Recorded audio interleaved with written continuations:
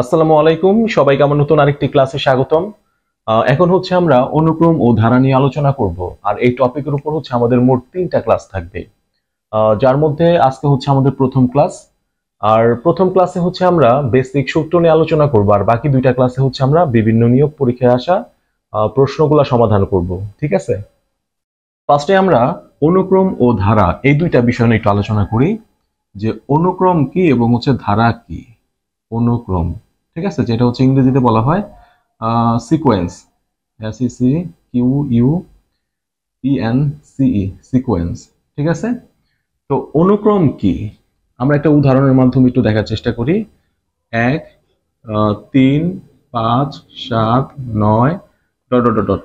ঠিক আছে, তো এখানে হচ্ছে কি আমরা কতগুলা সংখ্যা লিখছি, কমা দিয়া কতগুলা সংখ্যা লিখছি, আর এই সংখ্যাগুলো হচ্ছে কি একটা ধারাবাহিকতা মেনটেন করে কিন্তু সামনের দিকে আগাইছে, তাই না? যেমন এখানে ফার্স্টে লিখছিলাম 1, তারপর 3, তারপর 5, তারপর 7, তারপর হচ্ছে কি 9। মানে এইটার থেকে এটার পার্থক্য কত? 2। এটা থেকে এটার পার্থক্য কত? 2। এটা থেকে এটার পার্থক্য 2। এটা থেকে এটার পার্থক্য 2। ঠিক আছে, প্রত্যেক ক্ষেত্রে হচ্ছে পার্থক্য 2 করে, মানে হচ্ছে এটা থেকে 2 বেশি, এটা থেকে 2 বেশি, মানে একটা ধারাবাহিকতা মেনটেন করে সামনের দিকে আগাইছে। ঠিক আছে, আর প্রত্যেকটা উপাদান কি করছি আমরা? কমা ব্যবহার করছি। ঠিক আছে, এইভাবে যদি থাকে তাহলে সেটাকে হচ্ছে আমরা কি বলি? অনুক্রম বা হচ্ছে সিকোয়েন্স। ঠিক আছে, তাহলে ধারা কি? ধারা বা হচ্ছে সিরিজ, সিরিজ। ঠিক আছে, তাহলে সিরিজ কি?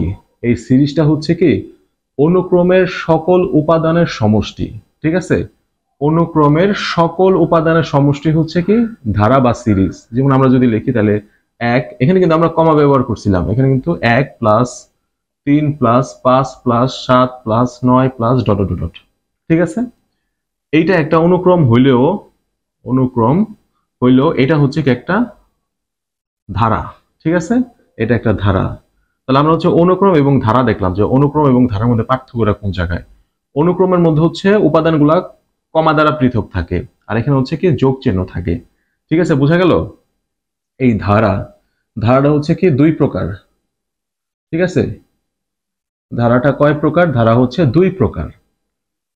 এক নাম্বার হচ্ছে সমান্তর ধারা। ঠিক আছে, সমান্তর ধারা। এবং 2 নাম্বার হচ্ছে গুণোত্তর ধারা।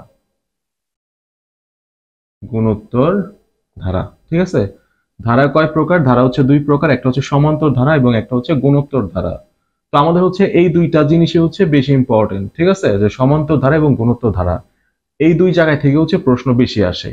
তো আমরা হচ্ছে আজকে বেসিক ক্লাস করার পরে হচ্ছে আমাদের একটা ক্লাস থাকবে হচ্ছে সমান্তর ধারার উপর, আর একটা ক্লাস থাকবে হচ্ছে গুণোত্তর ধারার উপর। মানে ধারার উপর বলতে হচ্ছে কি সমান্তর ধারা থেকে হচ্ছে এই যাবৎকালে যত প্রশ্ন আসছে সেখান থেকে হচ্ছে সাজানো একটা ক্লাস থাকবে। আর 3 নাম্বার ক্লাসটা থাকবে হচ্ছে গুণোত্তর ধারা থেকে হচ্ছে এই যাবৎকালে হচ্ছে নিয়োগ পরীক্ষাগুলোতে যে প্রশ্নগুলো আসছে সেগুলো দিয়ে হচ্ছে একটা ক্লাস সাজানো থাকবে। ঠিক আছে, আর আজকে হচ্ছে সমান্তর ধারা এবং গুণোত্তর ধারা হচ্ছে বেসিক সূত্রগুলো নিয়ে আলোচনা করব। তো এখন হচ্ছে আমরা সমান্তর ও গুণোত্তর ধারা নিয়ে আলোচনা করব। তো ফার্স্টে হচ্ছে আমি 2টা ধারা লিখি, 2 plus 4 plus 6 plus 8 plus dot dot dot. 2 plus 4 plus 8 plus 16 plus dot dot dot. তো এই ধারার মধ্যে আমি 4টা পদ লিখছি। এই ধারার মধ্যে আমি কয়টা পদ লিখছি? 4টা পদ লিখছি। ঠিক আছে, তো আমরা একটা জিনিস খেয়াল করি এখানে, এই পদ থেকে যদি আমরা এই পদ কি করি? বিয়োগ করি, তাহলে বিয়োগ ফল কত? 2। এই পদ থেকে যদি আমরা এই পদ বিয়োগ করি তাহলে বিয়োগ ফল কত? 2। এই পদ থেকে যদি আমরা এই পদ বিয়োগ করি তাহলে হচ্ছে কি 2। মানে প্রতি ক্ষেত্রে আমাদের কি হইতেছে? বিয়োগ ফল একই। ঠিক আছে, বিয়োগ ফল একই। ঠিক আছে, এই ধারার ক্ষেত্রে কি হইতেছে? বিয়োগ ফল একই। আর এটার ক্ষেত্রে যদি আমরা চিন্তা করি, তো এই পদ থেকে যদি আমরা এই পদ বিয়োগ করি তাহলে কত হয়? 2। ঠিক আছে, এই পদ থেকে এই পদ বিয়োগ করলে কি 2 হয়? 2 না, 4 হয়। ঠিক আছে, আবার এটা থেকে এটা বিয়োগ করলে কত হয়? 8 হয়। বিয়োগ ফল গুলা কিন্তু এক হইতেছে না। বাট আমরা যদি দেখি যে এইটাকে এটা দ্বারা ভাগ করলে কত হয়? 2 হয়। আবার এইটাকে এটা দ্বারা ভাগ করলে কত হয়? 2 হয়। আবার এইটাকে যদি আমরা এটা দ্বারা ভাগ করি তাহলে কত হয়? 2 হয়। এখানে কি হইতেছে? ভাগ ফলগুলো একই। ঠিক আছে, ভাগ ফল গুলো একই। ঠিক আছে, তার মানে এই ধারার ক্ষেত্রে আমরা কি দেখলাম? যে বিয়োগ ফলগুলো একই, এবং এই ধারার ক্ষেত্রে কি দেখলাম? ভাগ ফলগুলো একই। ঠিক আছে, তার মানে এই ধারার ক্ষেত্রে হচ্ছে কি কোনো একটা পদ থেকে তার পূর্ববর্তী পদ বিয়োগ করলে মানে তার আগের পদটা বিয়োগ করলে প্রতি ক্ষেত্রে বিয়োগফলগুলো একই থাকবে। মানে এই পদ থেকে যদি আমরা এটা বিয়োগ করি 2, এই পদ থেকে যদি এটা বিয়োগ করি তাও 2, ঠিক আছে, বিয়োগফলগুলো একই। আর এটাকে হচ্ছে আমরা বলি সমান্তর ধারা, ঠিক আছে, সমান্তর ধারা, ঠিক আছে। যেই ধারার মধ্যে হচ্ছে কি বিয়োগফলগুলো একই থাকবে সেটা হচ্ছে সমান্তর ধারা, আর যে ধারার মধ্যে হচ্ছে কি ভাগফলগুলো একই থাকবে সেটা হচ্ছে গুণোত্তর ধারা, ঠিক আছে, গুণোত্তর ধারা। এটার বেলায় হচ্ছে কি যে কোনো একটা পদকে যদি আমরা তার পূর্ববর্তী পদ দ্বারা ভাগ করি তাহলে প্রতি ক্ষেত্রে কিন্তু ভাগফলগুলো একই থাকবে, ঠিক আছে। যেমন এটাকে যদি আমরা এটা দ্বারা ভাগ করি তাহলে হচ্ছে ভাগফল 2, সেম একই ভাবে যদি আমরা এটাকে যদি এটা দ্বারা ভাগ করি তাও ভাগফল 2, ঠিক আছে। এমন যতগুলা পদ থাকুক, যে কোনো পদ থাকুক, আমরা যদি এই ধারার ক্ষেত্রে যদি আমরা যে কোনো পদকে হচ্ছে তার পূর্ববর্তী পদ দ্বারা ভাগ করি প্রতি ক্ষেত্রে হচ্ছে ভাগফলটা 2 হবে। যদি এরকম থাকে তাহলে সেটা হচ্ছে কি গুণোত্তর ধারা, আর যদি এরকম থাকে তাহলে সেটা হচ্ছে কি সমান্তর ধারা। আশা করি সমান্তর ধারা এবং হচ্ছে গুণোত্তর ধারা ক্লিয়ার। পদ ইকুয়াল হচ্ছে এ এবং সাধারণ সাধারণ অন্তর, ঠিক আছে, সাধারণ অন্তর মানে বিয়োগফল, ঠিক আছে, সাধারণ অন্তর যদি ডি হয়, ঠিক আছে, সমান্তর ধারার প্রথম পদ এ এবং সাধারণ অন্তর মানে বিয়োগফল যদি ডি হয় তাহলে n তম পদ, n তম পদ, n তম পদ ইকুয়াল কত হবে a plus n minus 1 into D, ঠিক আছে। মানে এই সূত্র দ্বারা মানে আমাদের যদি কোনো সমান্তর ধারার যে কোনো সমান্তর ধারা যদি প্রথম পদ এবং সাধারণ অন্তর জানা থাকে, ঠিক আছে, সাধারণ অন্তর মানে বিয়োগফল যদি জানা থাকে তাহলে আমরা হচ্ছে যে কোনো তম পদ বের করতে পারবো। 10তম পদ কত, মানে ওই ধারার 10তম পদ কত বা 20তম পদ কত বা 100তম পদ কত, আমরা সেটা এই সূত্রের সাহায্যে বের করতে পারবো, ঠিক আছে। আমরা যদি একটা উদাহরণ দেখি, একটু আগে আমরা যেটা মানে লিখছিলাম 2 প্লাস 4 প্লাস 6 প্লাস 8 প্লাস লিখলাম আমরা এই পর্যন্ত, ঠিক আছে, ডট ডট। তাহলে এখানে হচ্ছে কি এটা কততম পদ, এটা হচ্ছে 1 2 3 4, 4তম পদ, এটা এটা হচ্ছে 4তম পদ। ধরলাম আমাদের এটা দেওয়া নাই, ঠিক আছে, এই 8টা হচ্ছে আমাদের দেওয়া নাই, আমরা এটা হচ্ছে 4তম পদ কত সেটা বের করবো এই সূত্রের সাহায্যে। তাহলে এই ধারার ক্ষেত্রে এই ইকুয়াল হচ্ছে কত প্রথম পদ 2 আর ডি বিয়োগফল কত 2, ঠিক আছে। তাহলে আমরা কততম পদ বের করবো 4তম পদ বের করবো, তাহলে এখানে এনের জায়গায় কত হবে 4 হবে, তাহলে 2 প্লাস 4 মাইনাস 1 ইন্টু 2, ঠিক আছে। তাহলে আমাদের এর মানও 2, ডি এর মানও 2, আমরা এ এবং ডি এর জায়গায় 2 2 বসাইছি, ঠিক আছে। আর এটা কততম পদ 4তম পদ, এর জন্য আমরা এন এর জায়গায় 4 বসাইছি। 2 প্লাস 3 ইন্টু 2, ঠিক আছে, 3 দুগুণা 6, 2 প্লাস 6 ইকুয়াল হচ্ছে 8, ঠিক আছে। আমরা এই সূত্রের সাহায্যে হচ্ছে যে কোনো পদ বের করতে পারবো যদি আমাদের প্রথম পদ এবং হচ্ছে সাধারণ অন্তর জানা থাকে, ঠিক আছে। এখানে হচ্ছে আমরা n-তম পদ নির্ণয় সূত্র দেখলাম, এখন হচ্ছে আমরা প্রথম প্রথম n সংখ্যক পদের সমষ্টি নির্ণয় সূত্র দেখব, ঠিক আছে। প্রথম n সংখ্যক পদের সমষ্টি নির্ণয় সূত্র হচ্ছে Sn দ্বারা প্রকাশ করি, ঠিক আছে। Sn ইকুয়াল হচ্ছে কত n/2 into twice a plus n minus 1 into d, ঠিক আছে, n/2 into 2a plus n minus 1 into d, ঠিক আছে। আমাদের এখান থেকে হচ্ছে কি মানে সমান্তর ধারা থেকে হচ্ছে এই দুইটা সূত্রই প্রয়োজন হয়। কি কি দুইটা সূত্র, একটা হচ্ছে n-তম পদ নির্ণয় সূত্র, আরেকটা হচ্ছে প্রথম n সংখ্যক পদের সমষ্টি নির্ণয় সূত্র। একটা হচ্ছে n-তম পদ নির্ণয় সূত্র a plus n minus 1 into d, আরেকটা হচ্ছে প্রথম n সংখ্যক পদের সমষ্টি নির্ণয় সূত্র, ঠিক আছে, n/2 into 2a plus n minus 1 into d, ঠিক আছে। এখন হচ্ছে দেখবো আমরা গুণোত্তর ধারা থেকে যে সূত্রগুলো প্রয়োজন হবে, গুণোত্তর ধারা, ঠিক আছে। গুণোত্তর ধারার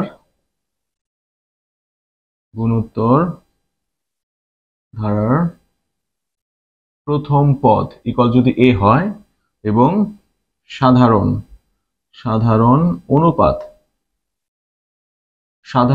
যদি r হয়, ঠিক আছে। গুণোত্তর ধারার প্রথম পদ a এবং সাধারণ অনুপাত যদি r হয় মানে হচ্ছে ভাগ ফলগুলো যদি আমরা r ধরে নিই তাহলে হচ্ছে n-তম পদ ইকুয়াল হচ্ছে ar two the power n minus 1, ঠিক আছে, ar two the power n minus 1, ঠিক আছে। যততম পদ বের করব তত থেকে এক বিয়োগ হবে পাওয়ার, ঠিক আছে। ar মানে a ইন্টু, জিনিসটা হচ্ছে এরকম a into r two the power n minus 1, ঠিক আছে, মানে এই জিনিসটা হচ্ছে এইরকম, ঠিক আছে। আরেকটা সূত্র প্রয়োজন হবে আমাদের এখানে n n সংখ্যক পদের সমষ্টি। ঠিক আছে, n সংখ্যক পদের সমষ্টি। তবে এখানে কিন্তু সমষ্টি নির্ণয়ের সূত্র হচ্ছে দুইটা। এই সমষ্টি নির্ণয় সূত্র হচ্ছে কয়টা? দুইটা। তো কোন ক্ষেত্রে কোনটা ব্যবহার করবো আমি একটু বলে দিতেছি এখানে। একটা হচ্ছে a into r two the power n minus one ভাগ হচ্ছে r মাইনাস ওয়ান। ঠিক আছে, আরেকটা হচ্ছে কি, আরেকটা হচ্ছে a into one minus r two the power n ভাগ হচ্ছে ওয়ান মাইনাস r। ঠিক আছে, তো যখন হচ্ছে কি আমাদের আর এর মানটা হচ্ছে একের থেকে বড় হবে, ঠিক আছে, যখন হচ্ছে এই সাধারণ অনুপাত ওয়ান এর থেকে বড় হবে তখন হচ্ছে এইটা, আর যখন হচ্ছে কি আর এর মানটা হচ্ছে একের থেকে ছোট হবে তখন হচ্ছে এইটা। মেন কথা হচ্ছে কি এক এবং হচ্ছে আর যেইটা বড় হবে সেটা থেকে বিয়োগ হবে। যদি আরটা বড় থাকে মানে সাধারণ অনুপাত যদি বড় থাকে তাহলে হচ্ছে এটা থেকে এটা বিয়োগ হবে, ওয়ান বিয়োগ হবে। আর যদি আমাদের ওয়ানটা বড় থাকে আর এই যে আরটা যদি ছোট থাকে তাহলে হচ্ছে কি ওয়ান থেকে আটটা মানে আর টু দি পাওয়ার এনটা বিয়োগ হবে। ঠিক আছে, সহজভাবে আমরা একটু মনে রাখতে পারি। তো আমাদের এখানে এই দুইটা সূত্রের প্রয়োজন হবে। একটা হচ্ছে কি এনতম পদ নির্ণয়ের সূত্র, আরেকটা হচ্ছে এন সংখ্যক পদের সমষ্টি নির্ণয়ের সূত্র। ঠিক আছে, তবে সমষ্টি নির্ণয়ের বেলায় হচ্ছে আমাদের মাথায় রাখতে হবে যে আর এর মানটা কি একের থেকে বড় না ছোট। যদি একের থেকে বড় হয় সেক্ষেত্রে হচ্ছে r to the power n minus one হবে, আর নিচে হচ্ছে কি আর মাইনাস ওয়ান। আর যদি একের থেকে ছোট হয়, ঠিক আছে, একের থেকে যদি ছোট হয় তাহলে হচ্ছে কি one minus r to the power n, আর নিচে হচ্ছে ওয়ান মাইনাস আর। ঠিক আছে, আমাদের এই জিনিসটা মাথায় রাখতে হবে। আর যখন আমরা কি বিভিন্ন প্রশ্নগুলো সলভ করবো তখন তেমনি বোঝা যাবে। ঠিক আছে, আর আমাদের সূত্র পড়লে কিন্তু সূত্র কখনো সরাসরি মনে থাকে না। আমরা যখন সেই সূত্রগুলো কি করি মানে বিভিন্ন ম্যাথে অ্যাপ্লাই করি তখন হচ্ছে জিনিসগুলো ব্রেনে আরো বেশি করে হচ্ছে মানে মানে ভালোভাবে বোঝা যায় আর কি। ঠিক আছে, এখান থেকে আমাদের আরো পাঁচটা সূত্র জানতে হবে। এক নম্বর হচ্ছে এন সংখ্যক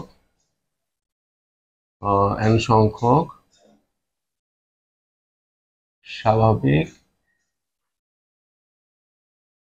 সংখ্যার সমষ্টি। এন সংখ্যক স্বাভাবিক সংখ্যার সমষ্টি মানে one plus two plus three plus dot dot dot plus n equal হচ্ছে N into N plus one by হচ্ছে টু। ঠিক আছে, তারপর দুই নাম্বার হচ্ছে কি এন সংখ্যক স্বাভাবিক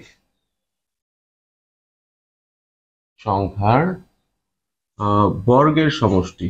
ঠিক আছে, বর্গের সমষ্টি। এটা ছিল হচ্ছে শুধু এন সংখ্যক স্বাভাবিক সংখ্যার সমষ্টি।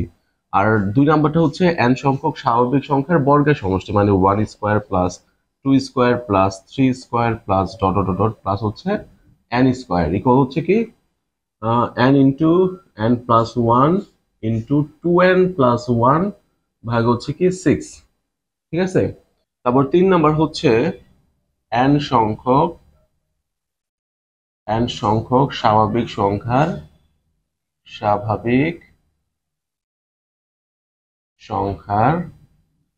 ঘনের সমষ্টি।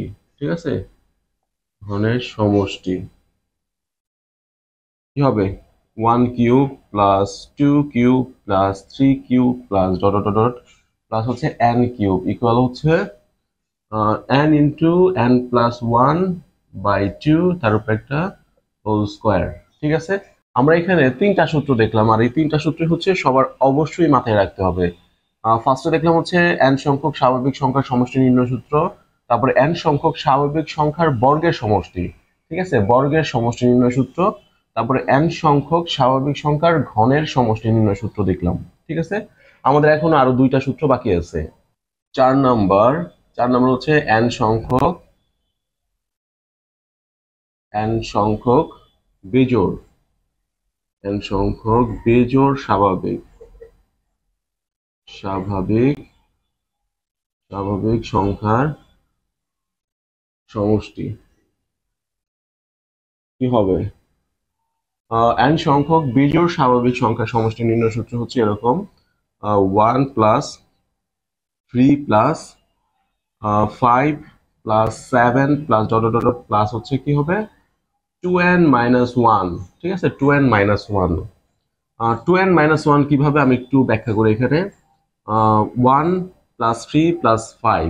ঠিক আছে, তো এই সেভেনের কথাই যদি আমরা চিন্তা করি সেভেনের পরে কত, সেভেনের পরে হচ্ছে নাইন।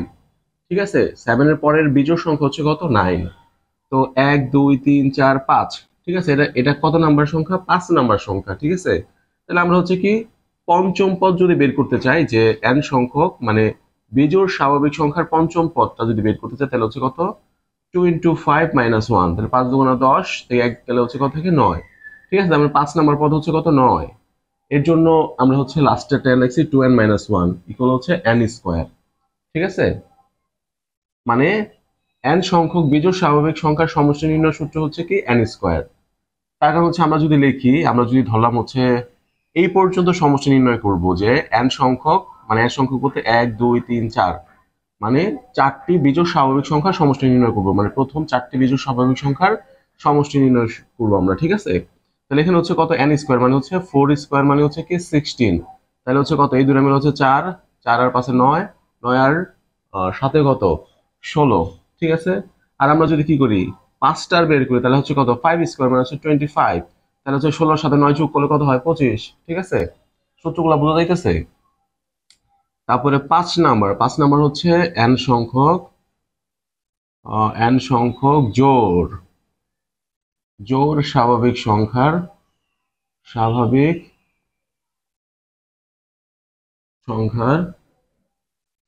সমষ্টি নির্ণয়। ঠিক আছে, 4 নাম্বারে দেখছিলাম হচ্ছে n সংখ্যক বেজোড় স্বাভাবিক সংখ্যার সমষ্টি নির্ণয়। ঠিক আছে, n সংখ্যক বেজোড় স্বাভাবিক সংখ্যা। আর 5 নাম্বার হচ্ছে n সংখ্যক জোড় স্বাভাবিক সংখ্যা, যেরকম 2 + 4 + 6 প্লাস কি হবে 8 plus dot dot dot plus হচ্ছে 2n। ঠিক আছে, ইকুয়াল হচ্ছে কি n ইন্টু n প্লাস 1। ঠিক আছে, 2 + 4 + 6 + 8 plus dot dot dot 2n। ঠিক আছে, এখানে 2n মানে হচ্ছে আমরা যততম পদ নির্ণয় করব সেটা হচ্ছে তার দ্বিগুণ হবে। যেমন 1 2 3 4, এটা 4 নাম্বার পদ, 4 দুগুণা 8। ঠিক আছে, এটা 3 নাম্বার পদ, 3 দুগুণা 6। বোঝা যায়? তার মানে যততম পদ তার দ্বিগুণ। বোঝা যাইতেছে এখানে? এটা 1 নাম্বার পদ, তাহলে 1 আর 2 গুণ করলে হচ্ছে 2। ঠিক আছে, এটা 2 নাম্বার পদ, 2 দুগুণা 4। 3 নাম্বার পদ, 3 দুগুণা 6।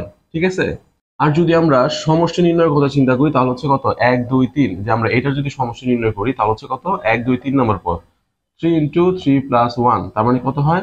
3 4 12। ঠিক আছে, 4 3 4 12। তাহলে এই তিনটা যোগ করলে কত হয়? 12 হয় না? হ্যাঁ 12 হয়। 6 6 দুগুণা 12। ঠিক আছে, আর যদি আমরা এই 4টা পদের কথা চিন্তা করি, তাহলে হচ্ছে কত হবে এখানে? 4টা পদ, তার মানে হচ্ছে 4 4 ইন্টু হচ্ছে কত? 4 + 1, তার মানে হচ্ছে কত? 5 4 5 20। তাহলে হচ্ছে কত? 12-র সাথে 8 যোগ করলে কত হয়? 20 হয়। ঠিক আছে, এইভাবে ভাইগে ভেঙে আমাদের সূত্রগুলো ব্রেনে রাখতে হবে। আমরা 5টা সূত্র দেখলাম এক্সট্রা, তো এই 5টা সূত্র হচ্ছে আমাদের এই ধারার অঙ্ক করতে গেলে অবশ্যই কাজে লাগবে। ঠিক আছে।